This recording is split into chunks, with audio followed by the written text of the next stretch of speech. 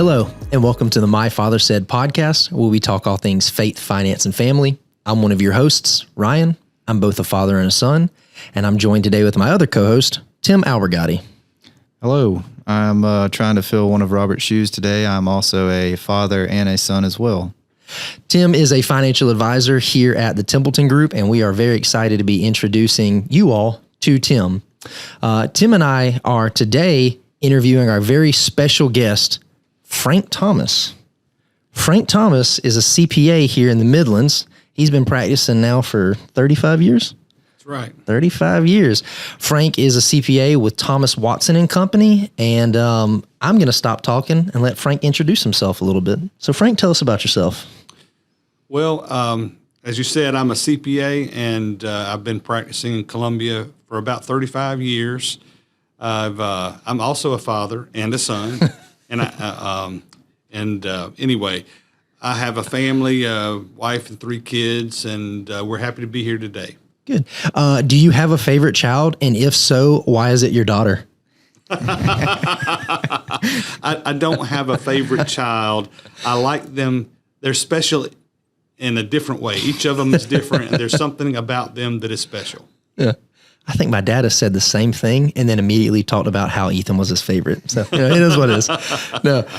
So Frank is a CPA. He is also a CVA, an ABA, a CFF, and an MAFF. I don't know what any of that means, but if it has letters and it's a credential, Frank probably has it. Frank, tell us a little bit about some of those credentials and what they mean. So you buy Campbell's alphabet soup and all those letters are in there. So, all right. So a CPA obviously is certified public accountant. I have 2 designations related to business valuation. CVA, which is certified valuation analyst, and ABV, accredited business valuation. One is from an organization called National Association of Certified Valuation Analysts, and the other is from the AICPA. So 2 different organizations, very similar credentials.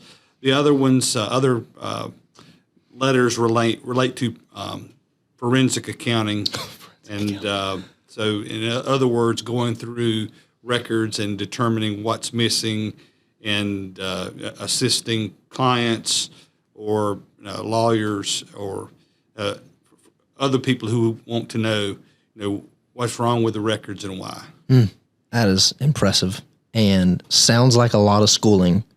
Yes, it was. I believe it. Well, when Frank is not doing CPA and forensic accounting and just saving you money on your tax return, millions of dollars on your tax return, when he's not doing that, he is playing bluegrass down at Bill's Pick and Parlor. So if you are a bluegrass fan, feel free to look up Frank and his daughter, because apparently she is better than him. Am I right in saying that? She is the good one. She is the good one. The rest of us just follow along. That's good. So today, what we wanted to talk about is, as we approach tax time, we wanted to talk about some of the most common questions accountants get asked, and some questions, if you're not already asking, maybe you should be asking your accountant. So we're going to get into that. But before we do, Frank, what would you say is the coolest thing you've seen in 35 years of doing what you do? Well, I have lots of stories, but a lot of my stories relate to my clients. And the last thing I want is for a client of mine to hear a story about them on a podcast. I will tell you a personal story, which is rather funny. Back in 1988, for about 3 or 4 months, I worked for the IRS. And after 3 or 4 months, I determined that the IRS was not a good fit for me, that I wanted to do something to help people, which is why I got into public accounting.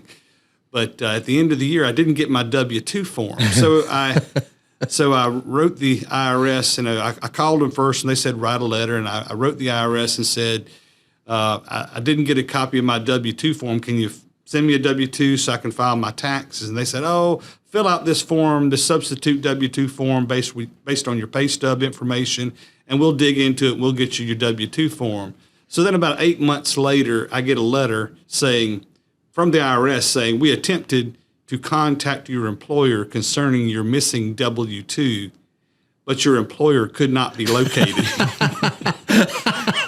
I thought that was pretty funny. That is good. And that is who we are sending our money to every single year. So if you don't want to do that, go see Frank. One of my friends said, you need to send that to Strom Thurmond. That's good. That is good. Oh, man. Goodness. All right. Well, let's get into it. Tim, why don't you take it away? All right, Frank. So some people call this open season for the IRS. And a lot of people are wondering, what are our chances of being audited? Well, that is a common question I hear quite a lot. People are afraid of the IRS and they fear being audited. The IRS, most of them they're just people like you, and they're just doing their job, right or wrong. That's what they're paid to do, is to make sure that taxes are prepared correctly.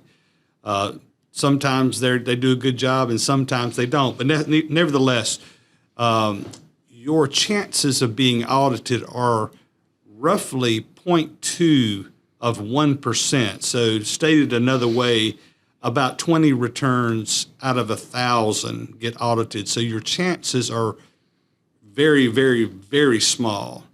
There are certain things that increase your risk, like if you report zero income, because the IRS knows you had to have income. You had to have some way of supporting yourself to pay your rent, to buy your groceries, to put gas in your car. So if you report zero, they know something's up. Or if you make income over $1 million, then your chances are higher. I think if your income's over $1 million, it's like 4.4%. But still, wow. For the most part, most of us common, ordinary people, the chances are about 0.2 of 1%. So the IRS, getting audited by the IRS is nothing to fear. You're not likely to get it selected. And if you do, the IRS agents that you're dealing with are just people, and they're just doing their job. And if you don't have anything to hide, you provide them what they need, they'll move right along and move on, and you won't have to pay anything. Yeah. And the IRS agents that are doing the auditing, they're probably still waiting on their W-2s as well. So that's fine. They're more concerned about that. Let me ask you this. In your 35 years, how many people, and not necessarily clients, but how many people have you seen get audited? I would say probably 12 to 15, but that's really not very many for 35 years. Yeah. The most I've had concurrently is 2. And, there were reasons those got selected, for example, if you file an amended return and you are asking the government to refund you $300,000, they're going to audit you. I've had 2 of those, and the IRS audited both of them. One of them, there was no change; they got all the money back. The other one, a strange set of facts, and the IRS was wrong, but he wasn't refunded the money. But should have been, in my opinion.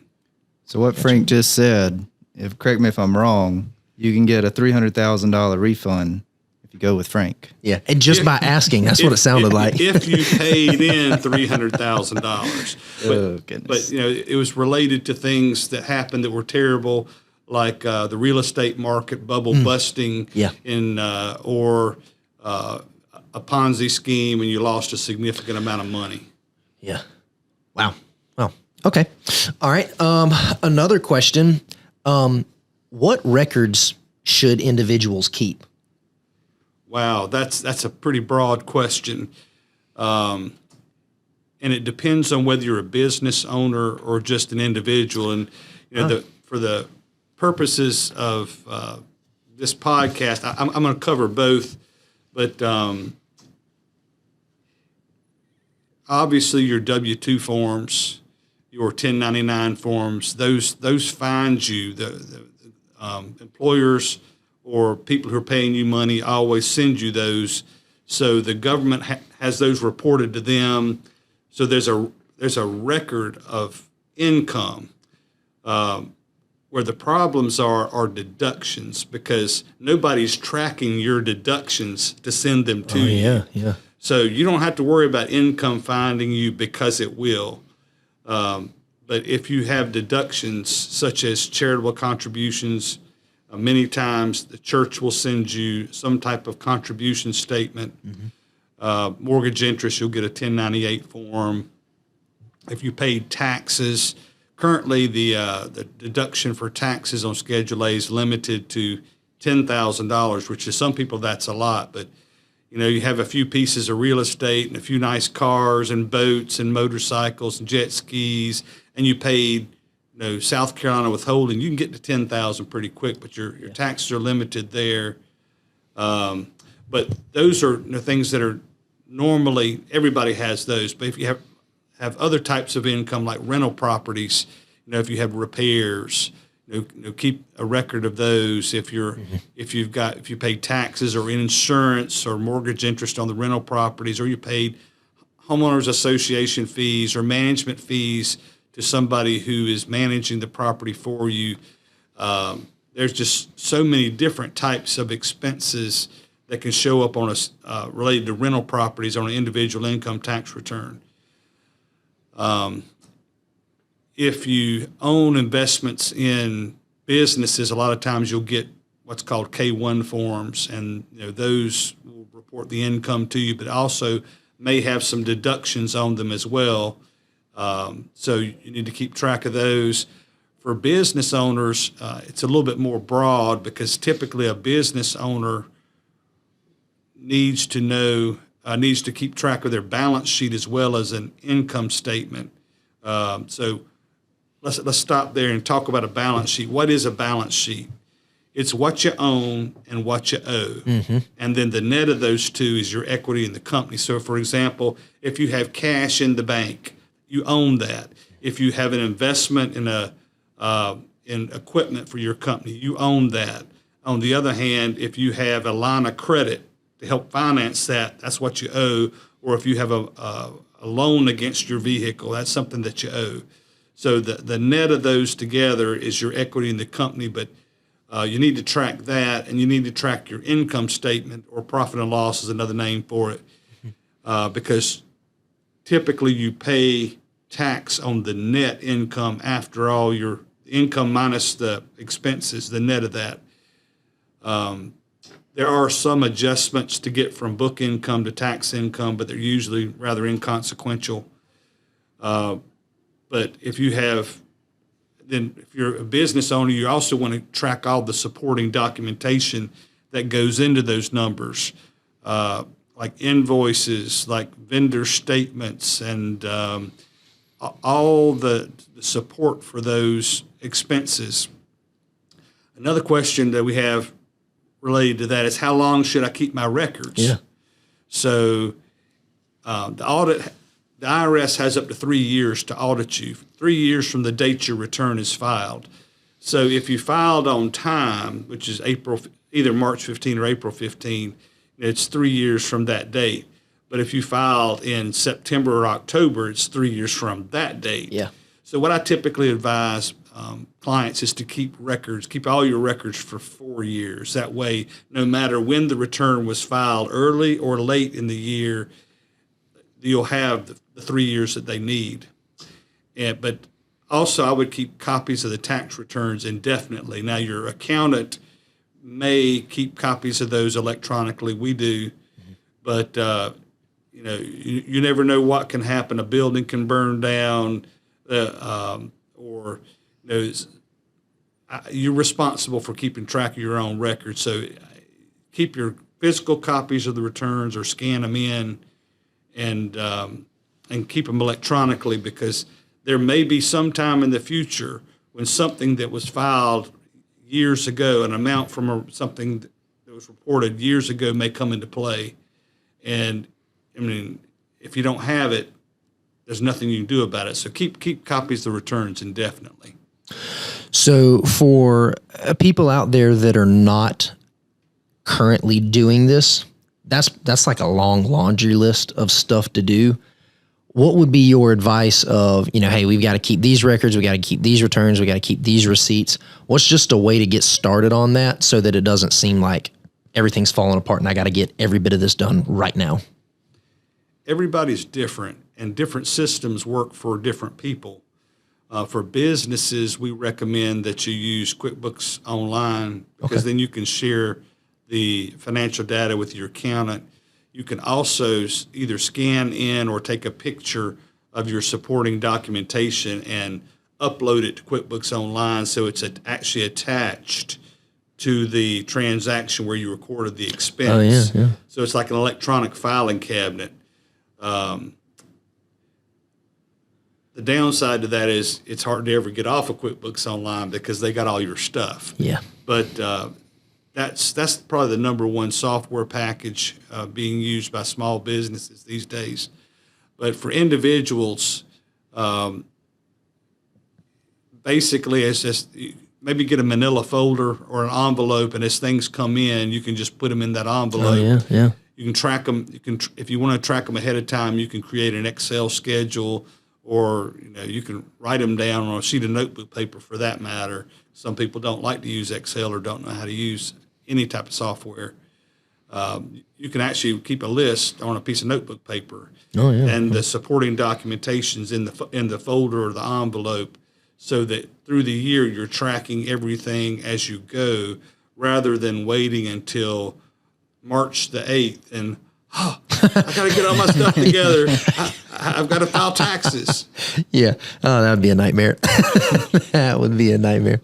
I hear that all the time. Oh, I got to start. And it's like, I got a week to go.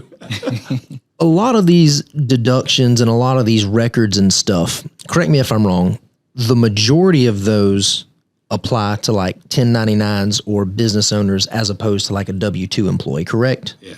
Okay. So if you're a W-2, you ain't got to deal with all that headache.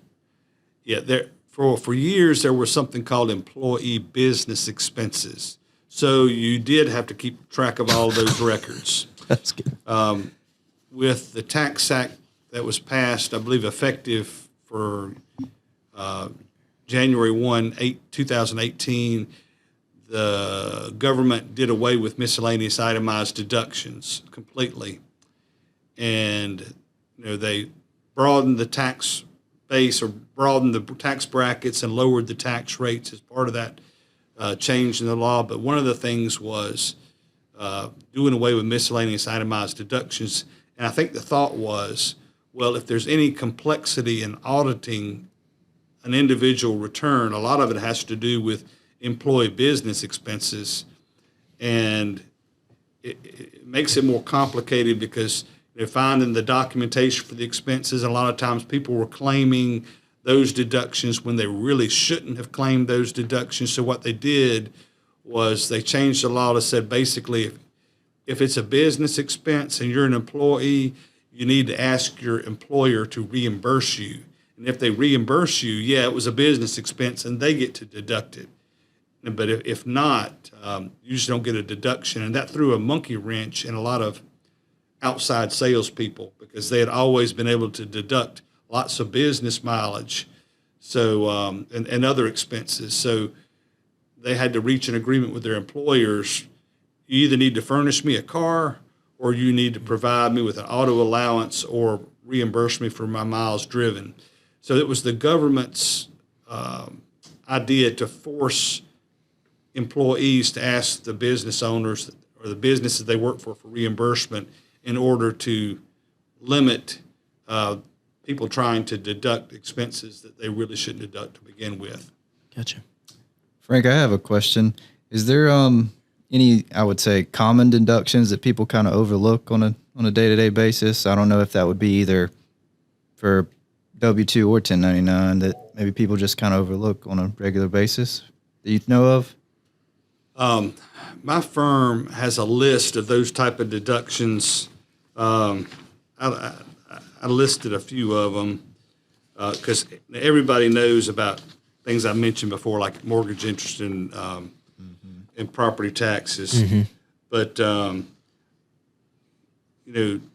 for people who are not business owners, there's things like medical and charitable mileage. You think of, I paid a medical expense, I can deduct that, or I wrote a check to a nonprofit. Mm-hmm. But if you drove business miles on behalf of the charity, you can deduct those. Oh, yeah, okay.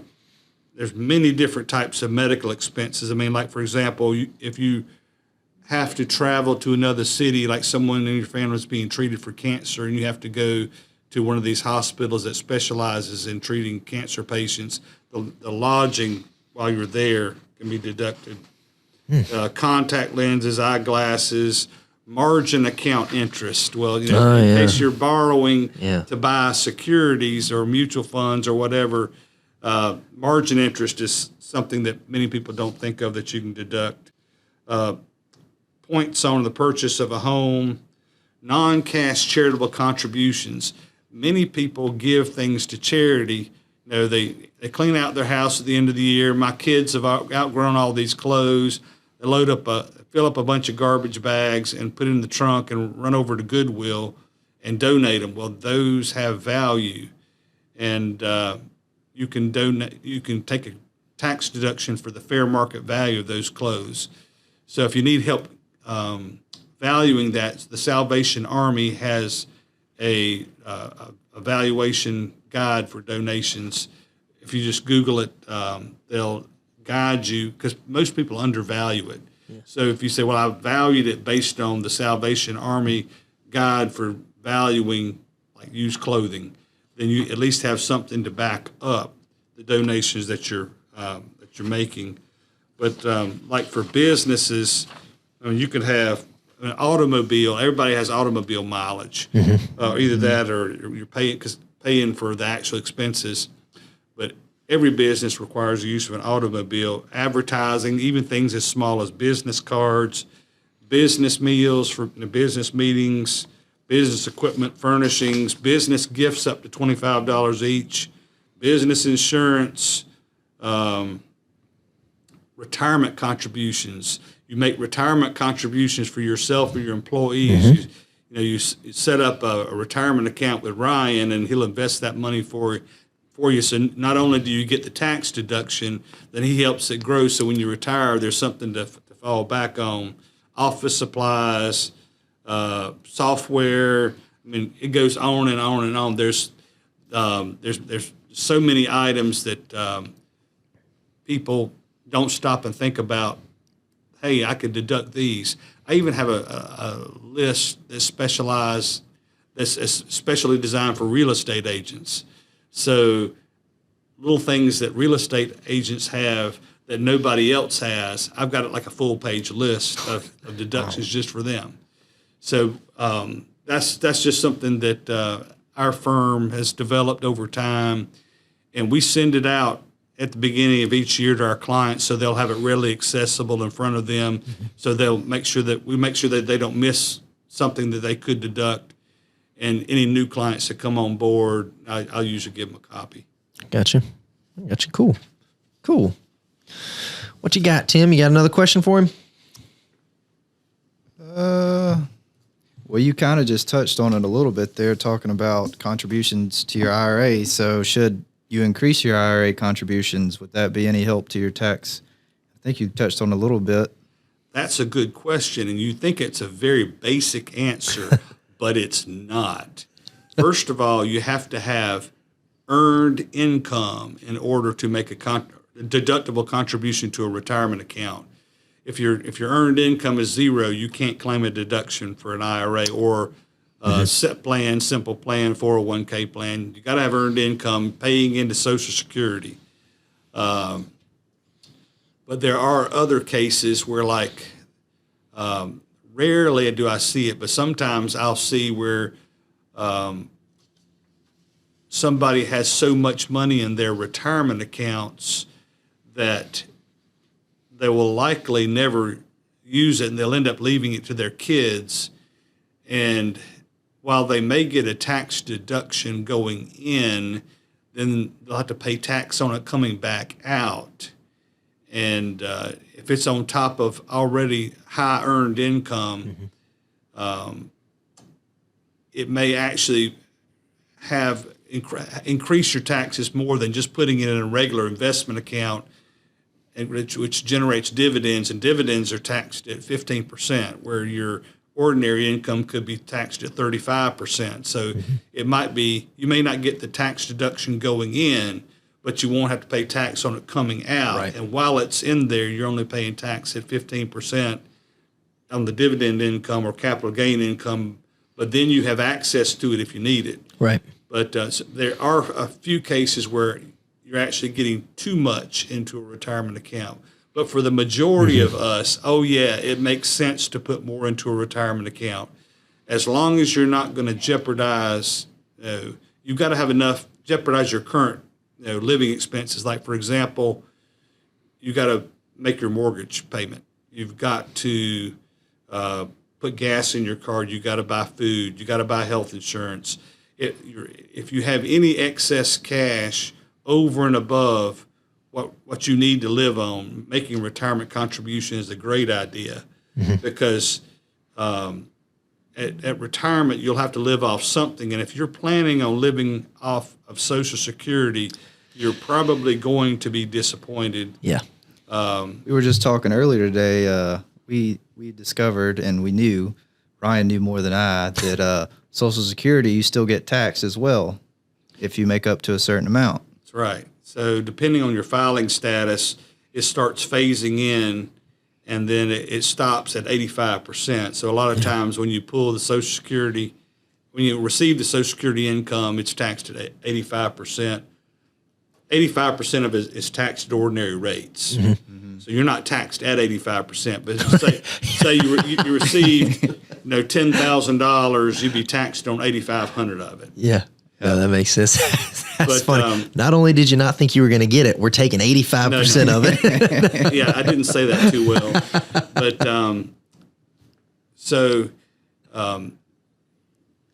Social Security was originally established to be like a safety net, but now people have come up with the idea, this is going to be my retirement savings, and there's just not enough there, and you don't have any control over it.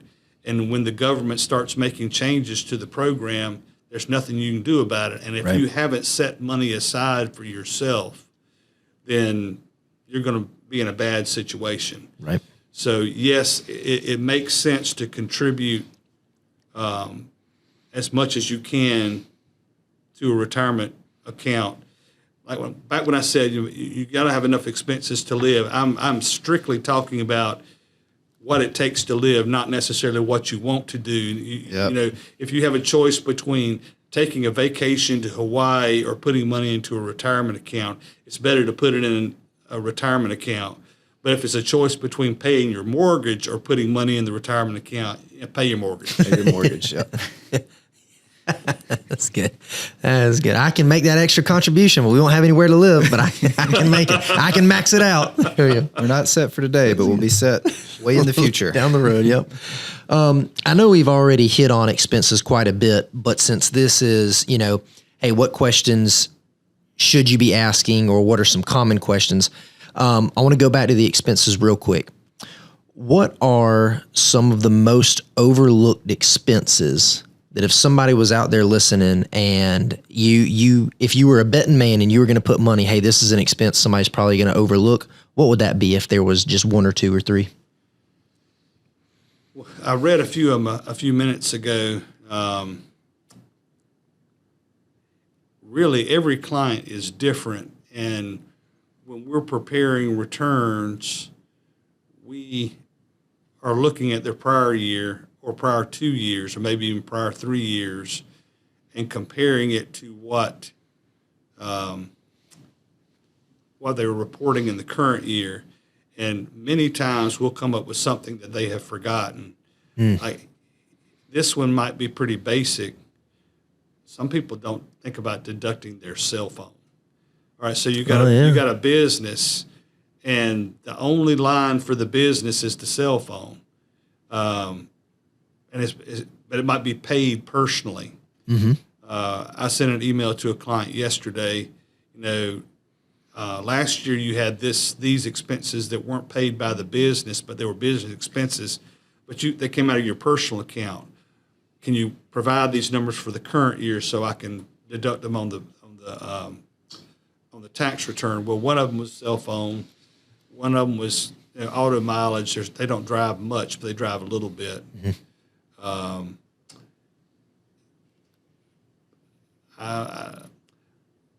there were a few other little minor things, but things that don't come out of the business account, people overlook those because they give me the business records and I have them, but they're not complete because there are a few more things that you have to dig for and ask for to make sure that we're deducting everything we can.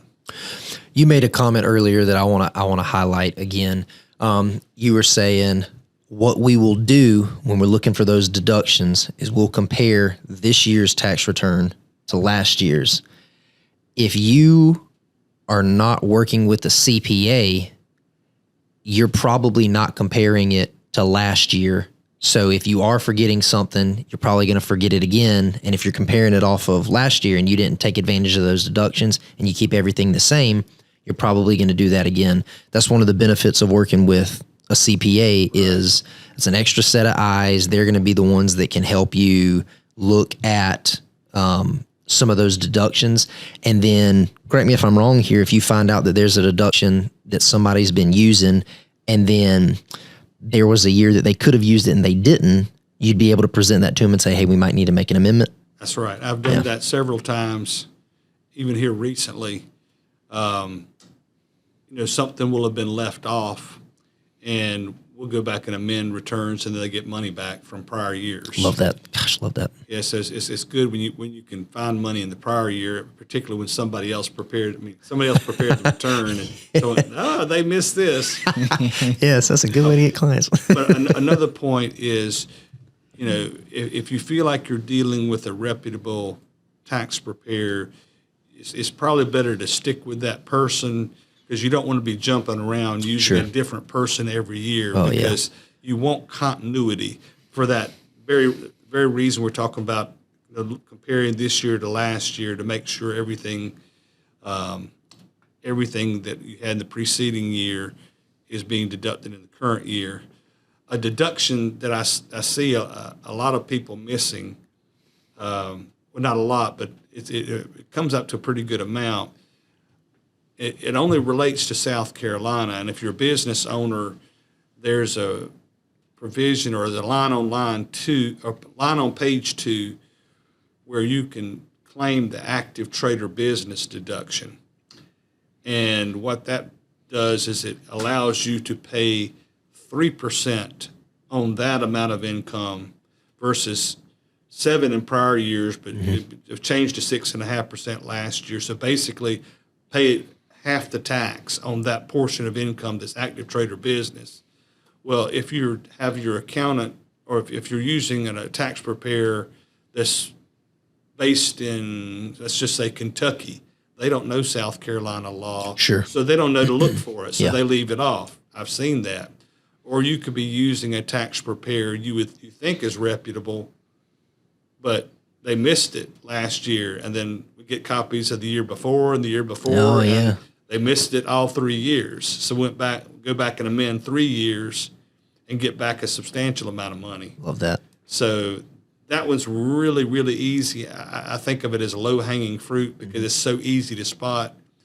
But for business owners, that active trader business deduction on page 2 of the South Carolina return is something to look and make sure that you're claiming.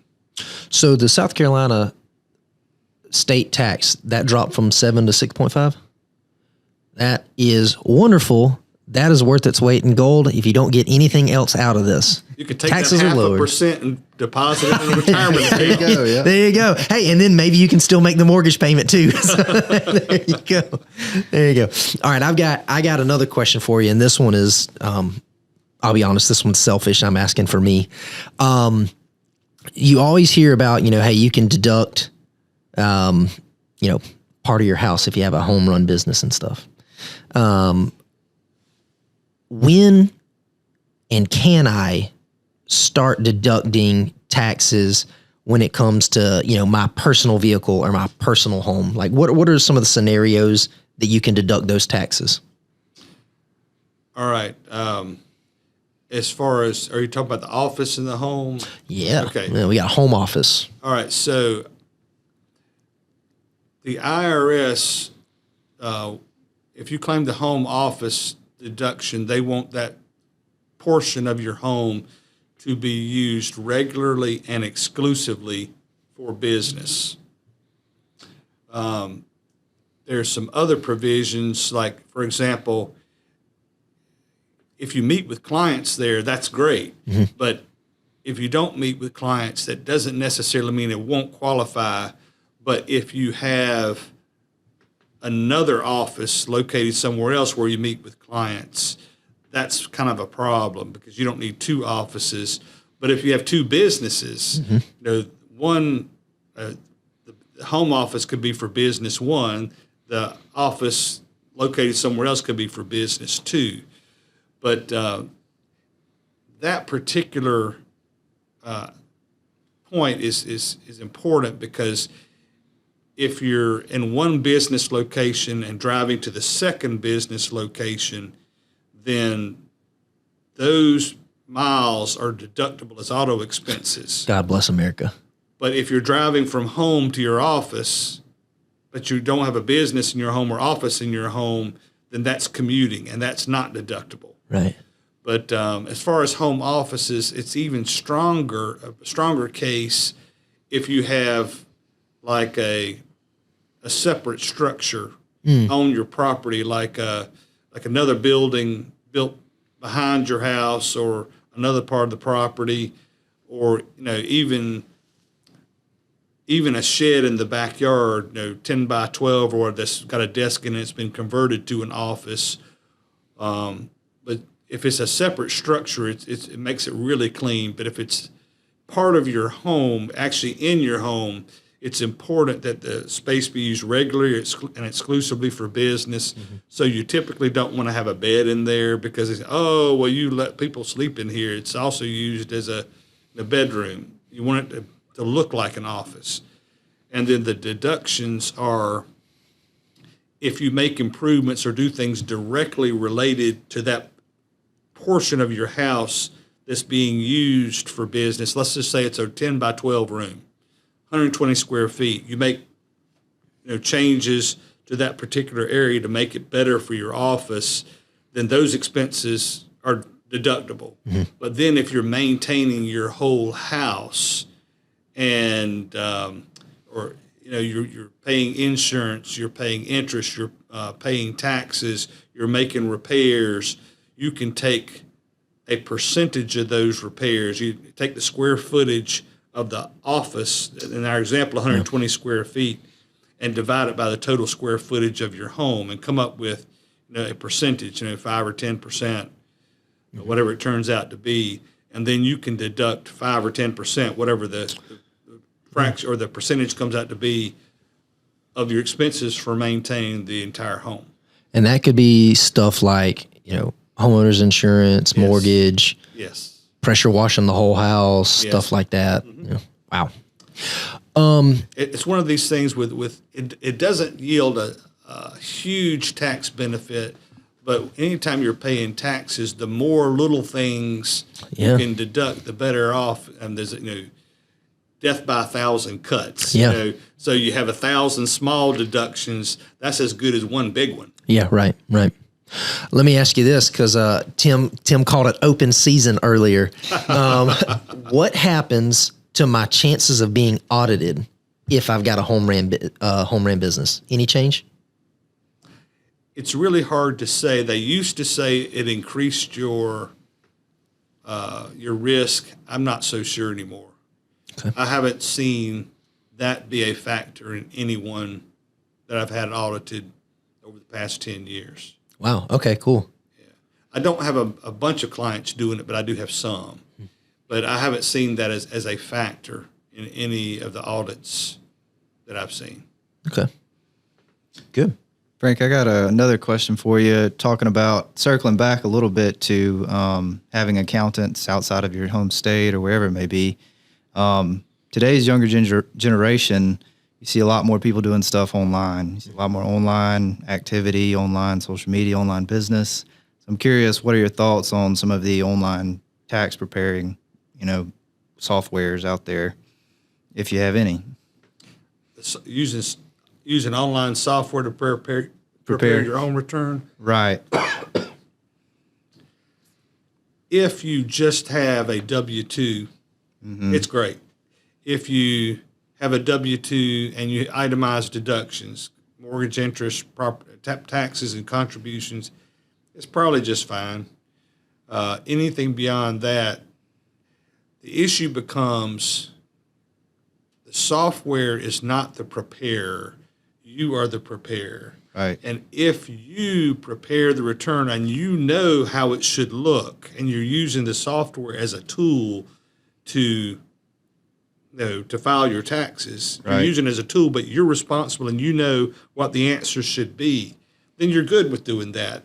But if you're just plugging numbers in and expecting the software to give you the right answer, Could be leaving money or giving money away. Going to prison, worst case, right? I've got a good story for this. I had a guy who came to me one year and said, I've been preparing my own return for years, and there's just something wrong. I don't know what it is, but there's something wrong.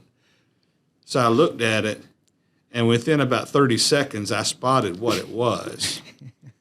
Somehow or another, he was using TurboTax, but it could be any software. It's not any slam against TurboTax. Right.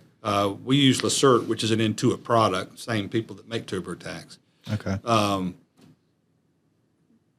But the way he was inputting his W-2 form, it was his retirement contribution was being added back to the amount of tax that he owed.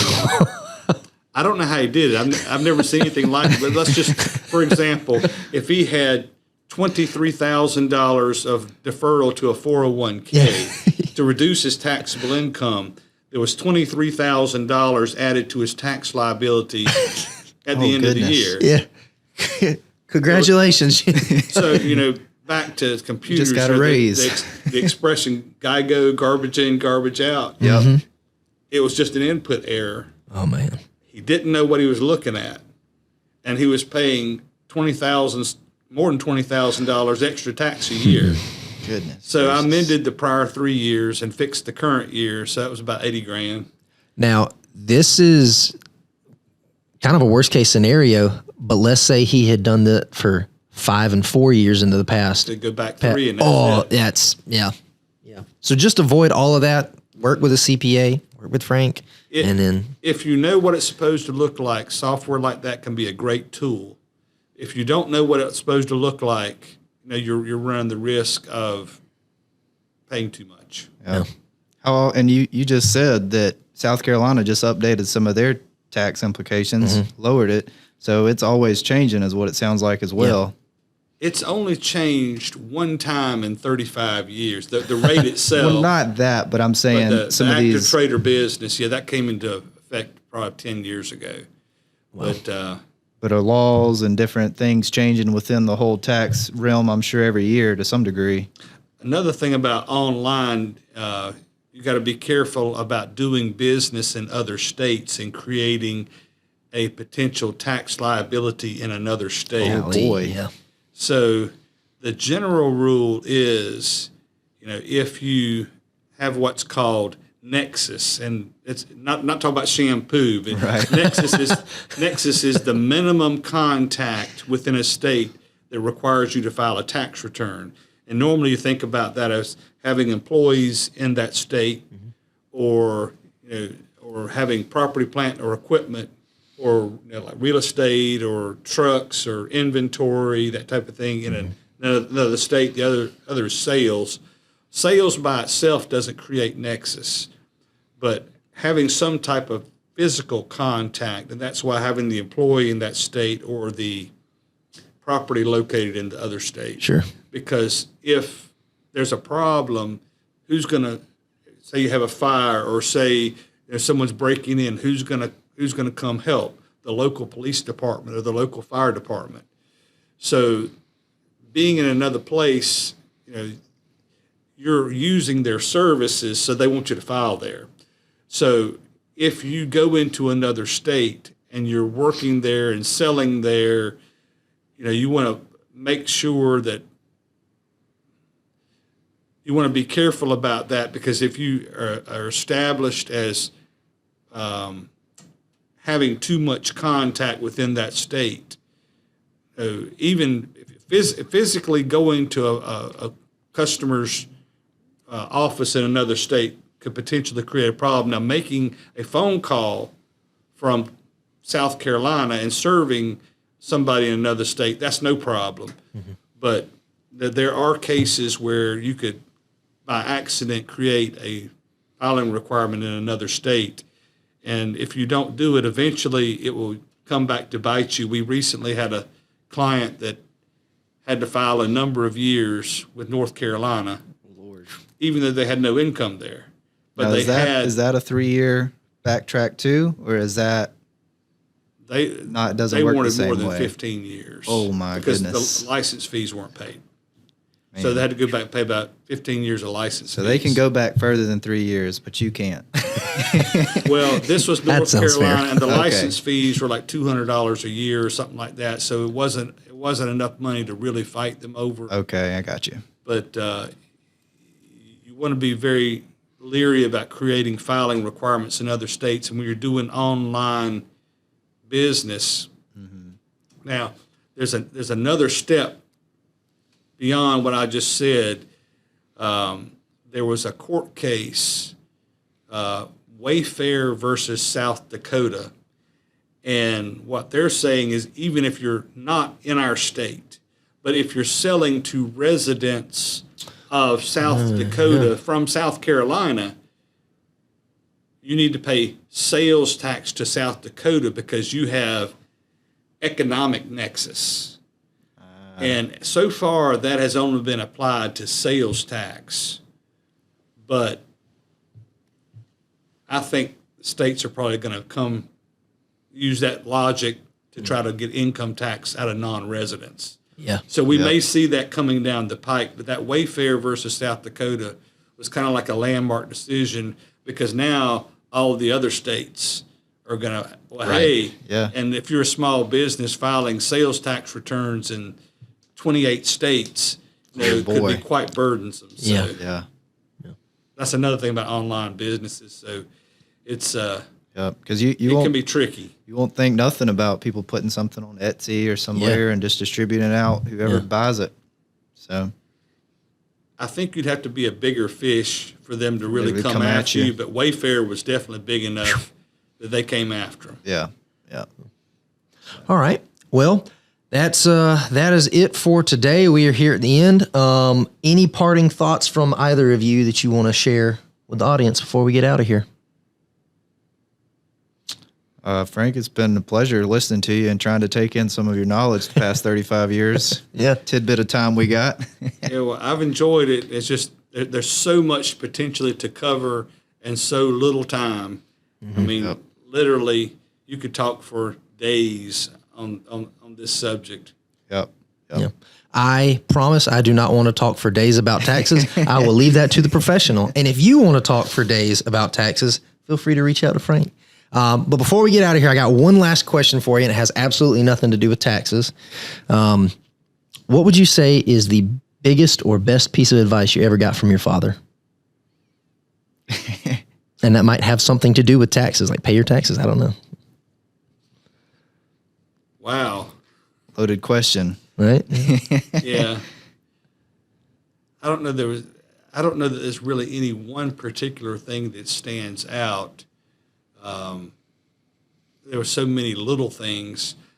But to be honest, my father was a man of few words. But when he said something, it was important.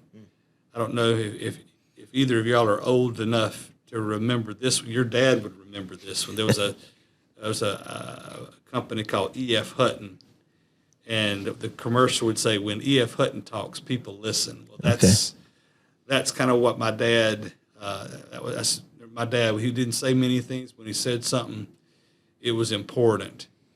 But I think one of the most important lessons that he taught me was to be sure and live within your means, because there's so many people who like to keep up with the Joneses and live above their means, and they get in financial trouble. if you control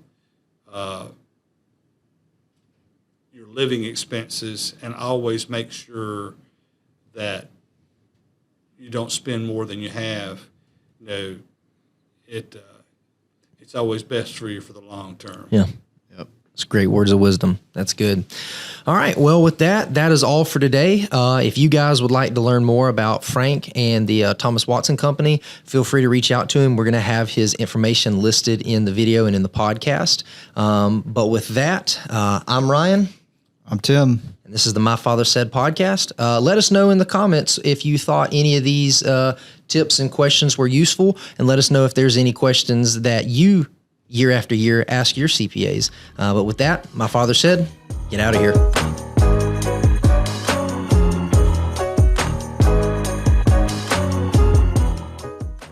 The opinions voiced in this video are for general information only and are not specific advice or recommendations for any individual. All performance reference is historical and is no guarantee of future results. All indices are unmanaged and may not be invested into directly. Economic forecasts set forth may not develop as predicted, and there can be no guarantee that strategies promoted will be successful.